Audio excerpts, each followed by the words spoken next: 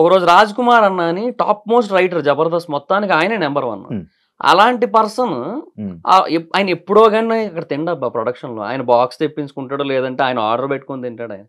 అలాంటి పర్సన్ ఆ రోజు ఏమో ఇంకా సరే వర్క్ ఎక్కువ ఉంది కదా మళ్ళీ అన్ని ఎందుకు లేని తినేద్దాం అని చెప్పి వెళ్ళారు అక్కడికి. ఎగ్ అడిగితే ఎగ్ అయిపోయింది అన్నారు. సరే అయిపోయిందని చెప్పి ఏదో తింటూ ఉంటే మేనేజర్లు వచ్చి కూర్చున్నాక ఎగ్ బుర్జీ వెళ్ళింది, కళ్ళ ముందు నుంచి వెళ్ళింది. వెళ్తా ఉంటే ఇందాక అయిపోయింది అన్నావు కదా ఇప్పుడు ఎక్కడి నుంచి వచ్చింది అంటే ఇది మేనేజర్ల కోసం సెపరేట్గా ఉంచింది. పెద్ద గొడవ అయింది, చాలా పెద్ద ఇష్యూ అయింది. నెక్స్ట్ డే ఏం చేశారు చెప్పనా, ఓవరాల్గా ఎగ్ తీసారు. ఇప్పుడు ఏం చేయాలి, యాక్చువల్గా అందరికీ ఎగ్ పెట్టాలి, అది కదా చేయాల్సింది. ఎగ్ మొత్తం తీసారు. ఇంకా మిగతా జోకులు వేసుకున్న ఫోన్లే రైస్ కోసం గొడవ లేదు, రైస్ కోసం తీసేసిన మొత్తం అని చెప్పి ఇంక అట్లా అయిపోయింది అక్కడ పరిస్థితి. ఉన్నది బ్రో, కొన్ని ఉన్నాయి అక్కడ. అంటే నేను ఏమంటానంటే అక్కడ పర్సనల్ ఇంట్రెస్ట్లు ఉంటాయి, ఒకరికి కొంతమంది అంటే ఫేవరిజం ఉంటది, దాన్ని బట్టి చూపిస్తుంటారు. అది అసిస్టెంట్ డైరెక్టర్లకి కావచ్చు, డైరెక్టర్స్ లో కావచ్చు ఉండొచ్చు ఏమో. బట్ 100% అని నేను చెప్పను. నాకు 1-2 చోట్ల ఎఫెక్ట్ అవుతుంటది, నా కళ్ళ ముందు తెలుస్తుంటది నాకు ఇట్లా జరిగి ఉండొచ్చు అని చెప్పి. నాకు ఎఫెక్ట్ అయ్యింది, నేను అర్థం చేసుకోగలను, నాకు ఆ మాత్రం తెలివి లేదా, తెలుస్తుంది కదా ఏ రీజన్స్ వల్ల అనేసి. వాళ్ళు ఏదో కవర్ చేసుకుంటారు స్కిట్ కోసం, స్కిట్ బాగా రావడం కోసం అది ఇదని అంటారు.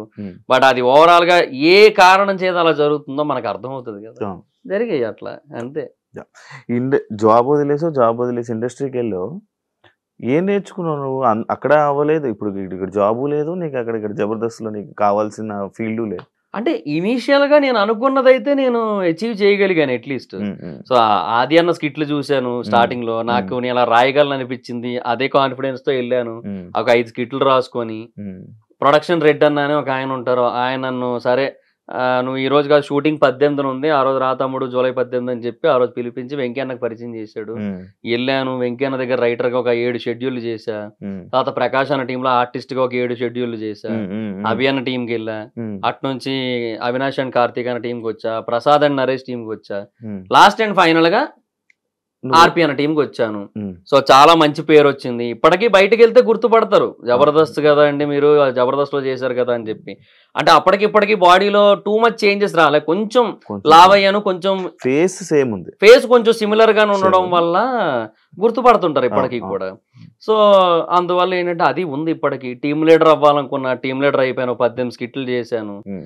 ఇంకా అది అయిపోయింది. ఇంకా అంటే నేను అందులో అచీవ్ చేయాలనుకున్నది అయిపోయింది. తర్వాత అప్పుడు కూడా కంటిన్యూ అవుతును, ఎందుకంటే నాకు ఇష్టం కాబట్టి. ఎందుకంటే నేను ఓన్లీ జబర్దస్త్ అనుకునే వచ్చా ఇండస్ట్రీకి, సినిమాలు అది ఏం లేదు నాకు, అలా అనుకుని వచ్చా, అందులో ఉంది నేను. బట్ అదే జరిగిన కొన్ని సిచ్యువేషన్స్ వల్ల ఇంకా అయిపోయింది. మహిదర్ వైబ్స్ ఏంటి అది పేరు ఎందుకు పెట్టావు? అది అంటే అప్పట్లో ఏదో ఒక యూనిక్ నేమ్ ఉండాలి అనేది ఒక పాయింట్, మళ్ళీ నా పేరు కూడా ఉండాలనేది ఒక పాయింట్. సో ఆ టైంలో ఎక్కడో అలా చదువుతూ ఉంటే గుడ్ వైబ్స్ బ్యాడ్ వైబ్స్ అని చెప్పి సంథింగ్ అలా ఉంటాయి కదా. సో అవే అలా చూస్తూ అది కొన్ని కొటేషన్లు ఏవో చదివినప్పుడు సరే వై నాట్ మహిదర్ వైబ్స్, అంటే నీ వైబ్స్, నా వైబ్స్, నా నుంచి ఎట్లాంటి వైబ్స్ వస్తాయి కొన్ని కంటెంట్స్ మీద అనే ఆస్పెక్ట్ మీద పెట్టాను. స్టార్టింగ్ లో కొంతమందికి అది పలకడం నాక మహిదర్ వైబ్సా, ఎంతమంది వైబ్స్ అన్నా అనేటోళ్ళు, అట్లా ఉండేది. రివ్యూస్ ఇస్తూ ఉంటావు, అవునవును, లైక్ జనరల్ టాపిక్ మీద రివ్యూ ఇస్తావు, అవునవును, సినిమా టాపిక్ మీద రివ్యూ ఇస్తావు, బిగ్ బాస్ మీద కూడా రివ్యూస్ ఉంటాయి. ఒక్కొక్క టాపిక్ గురించి మాట్లాడుకుంటాం. జనరల్ టాపిక్స్ మీద రివ్యూస్ ఇచ్చినప్పుడు నీకు ఎంత ఇన్ఫర్మేషన్ తెలుసు, నీకు నచ్చింది నువ్వు చెప్తావా, లేకపోతే బయట జరిగిందే ఎలా తెలుసుకుని నువ్వు చెప్తావు?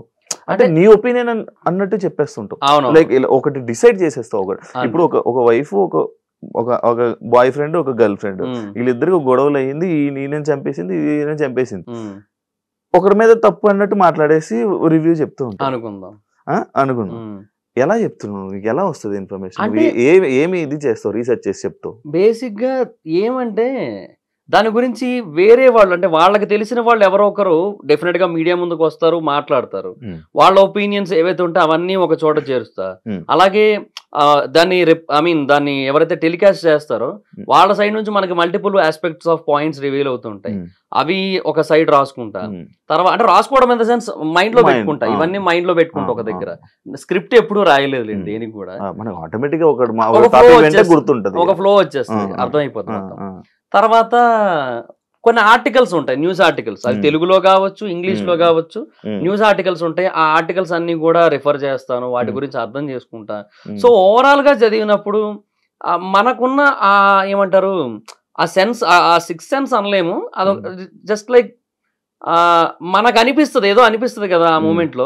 సో ఇది రైట్, ఇది రాంగ్ అని అనిపిస్తుంది కదా, ఆ బేసిస్ మీద చెప్తాను. ఒకవేళ అక్కడ ఒపీనియన్స్ మ్యాటర్ అయినట్టయితే, అక్కడ ట్రూత్ ఏమీ రివీల్ కాలేదు ఇంకా అన్నట్టయితే, అప్పుడు నా ఒపీనియన్ చెప్పేస్తాను. ట్రూత్ రివీల్ అయితే దాని గురించే మాట్లాడుకుంటాం, అంతే. నెక్స్ట్ బిగ్ బాస్ రివ్యూస్ గురించి మాట్లాడదాం. మీరు కూడా వెళ్ళారు. మీరందరూ ఈ బిగ్ బాస్ రివ్యూలు ఇచ్చేటప్పుడు రివ్యూర్లు అందరూ అనుకొని ఈయన్ని బ్యాడ్ చేయాలి, ఈయన్ని మంచి చేయాలి అని చెప్పి ఒకప్పుడు ఒక స్క్రీన్ షాట్ అనేది బయటికి రిలీజ్ అవ్వడం జరిగింది. ఓకే, అవునా? ఒక స్క్రీన్ షాట్ రిలీజ్ అయ్యింది. లైక్ అరే ఈ కంటెస్టెంట్ వెళ్తున్నాడు, వీడిని మనం బ్యాడ్ చేయాలి, ఈ కంటెస్టెంట్ బిగ్ బాస్ లోకి వెళ్తున్నాడు, వీడి కొంచెం మనం సపోర్ట్ చేయాలి అని చెప్పి ఇలా పట్టుకొని ఒక స్క్రీన్ షాట్ రిలీజ్. అది నిజమా? మీకు ఏమనిపిస్తుంది చెప్తావా? లేదు, నాకేమనిపిస్తే అదే చెప్తా నేను, అలా ఏం ఉండదే.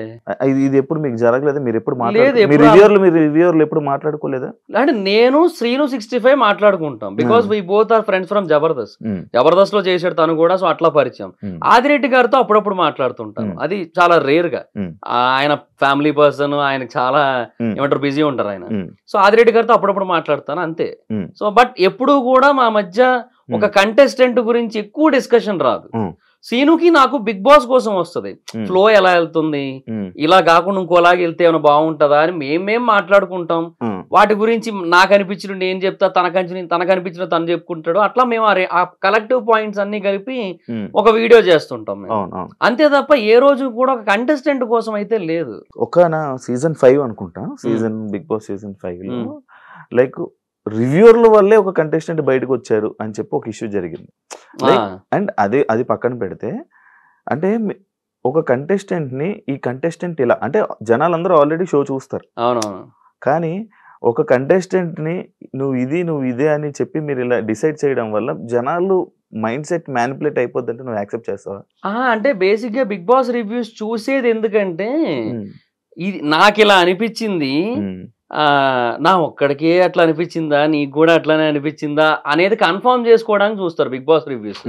సో రివ్యూస్ ఏంటంటే, ఇప్పుడు నాదైనా లేదంటే ఆదిరెడ్డి గారిదైనా లేదంటే సీను రివ్యూస్ అయినా, మా అందరు రివ్యూస్ ఏ బేసిస్ మీద చూస్తారంటే, వాళ్ళ ఒపీనియన్స్ మా ఒపీనియన్స్ తో మ్యాచ్ అవుతున్నాయో లేదో చూడడానికే చూస్తారు మాక్సిమం. సో అంతే తప్ప, సో అందువల్ల ఇన్ఫ్లుయెన్స్ అంత ఉండదని నేను అనుకుంటున్నా. బట్ టూ మచ్ రీచ్ ఉంటది కాబట్టి ఆదిరెడ్డి గారి సైడ్ నుంచి కొంత ఇన్ఫ్లుయెన్స్ ఉంటుంది. టూ మచ్ రీచ్ కదా, ఇప్పుడు ఆయన ఎప్పటి నుంచో చేస్తూ ఉండడం వల్ల ఆయనకు చాలా మంచి రీచ్ ఉంది దాంట్లో. సో డెఫినెట్ గా కొంత ఇంపాక్ట్ ఉంటది, డైలీ చెప్తుంటారు కాబట్టి. ప్రతి ఒక్కటి డైలీ ఇది చెప్పాలి. అవునవును, నా సీజన్ లో నువ్వు నాకు బాగానే చెప్పాలి. బాగా నువ్వు బాగాడు. Thank you so much. ఇప్పుడు ప్రెసెంట్ నడుస్తున్న సీజన్ 9 గురించి ఏం చెప్తావు బ్రో? అది ఇంకా వెరీ ఎర్లీ టు జడ్జ్, 2 రోజులు అయింది కదా. అగ్ని పరీక్ష జరిగింది. అగ్ని పరీక్ష అది లేదు బ్రో, అది ఇప్పుడు కామనర్స్ తీసుకున్నారు కదా బ్రో, జనాలందరూ కామనర్స్ అని సపోర్ట్ చేశారు. మరి ఇప్పుడు అగ్ని పరీక్ష చేశారు, మరి ఎందుకు అలా అంటున్నావు? ఇప్పుడు నా పాయింట్ ఏంటంటే, సరే అగ్ని పరీక్ష అనేది కామనర్స్ అట్లా కాదు, బేసిక్ గా వీళ్ళు పీపుల్ కి కనిపించకుండా వీళ్ళే కొన్ని ఆడిషన్స్ చేయాలి. ఒక 10-15 టెస్ట్లు కావాలంటే పెట్టండి, రన్నింగ్ టెస్ట్లు కూడా పెట్టండి కావాలంటే, బట్ అది ఇండోర్ లో జరగాలి, వాళ్ళ మధ్యలోనే జరగాలి.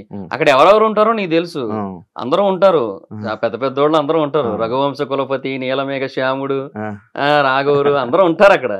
సో రాముల వారి పేర్లే అన్నీని, సో వాళ్ళంతా ఉంటారు అక్కడ. సో వాళ్ళందరూ ఏవైతే పెట్టారో ఇది 4 గోళ్ల మధ్య జరిగి ఆ జ్యూరీ మెంబర్స్ కింద మేబీ వాళ్లే ఉన్నా పర్లేదు, ఇప్పుడు ఈ అభిజిత్, బిందు మాధవి, నవదీప్ వీళ్ళని పెట్టినా పర్లేదు, కానీ అది అక్కడ జరిగి వాళ్ళని డైరెక్ట్ గా సెలెక్ట్ చేసి పంపిస్తే బెటర్.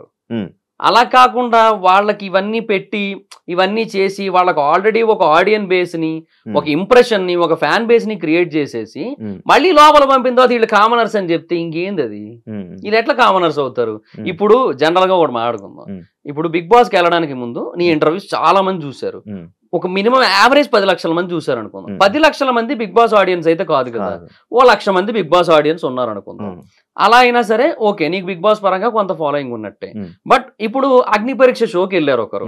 ఆ అగ్ని పరీక్ష షోకి ప్రోమోలు ఏవైతే ఉన్నాయో అవన్నీ కూడా మినిమం టు మినిమం ఒక 10-15 లక్షల వ్యూస్ వస్తున్నాయి. అవన్నీ బిగ్ బాస్ ఆడియన్స్ వ్యూసే, ఒక్కటి కూడా అవుట్ సైడ్ ఆడియన్స్ కాదు, కంప్లీట్ గా pure Bigg Boss audience views. లేదంటే మెయిన్ షో కాకుండా ఇది కూడా చూస్తారు బిగ్ బాస్ ఫ్యాన్స్ కాకపోతే వాళ్ళు కాబట్టే చూసారు. సో 10 లక్షల మంది బిగ్ బాస్ ఆడియన్స్ కి మార్కెట్ ఉన్నోడు సెలబ్రిటీ అవుతారా? ఒక 10 లక్షల మంది జనరల్ ఆడియన్స్ ఉండి 1,00,000 మంది బిగ్ బాస్ ఆడియన్స్ ఉన్నోళ్ళు సెలబ్రిటీ అవుతారా? వీళ్ళే అవుతారు. ఆబ్వియస్లీ వీళ్ళే ఎక్కువ మంది తెలిసారు, వీళ్ళకే ఓట్లు ఎక్కువ పడతాయి. సో అప్పుడు ఆ సెలబ్రిటీ వర్సెస్ కామనర్ అనే కాన్సెప్టే ఇల్లాజికల్ అయిపోయింది.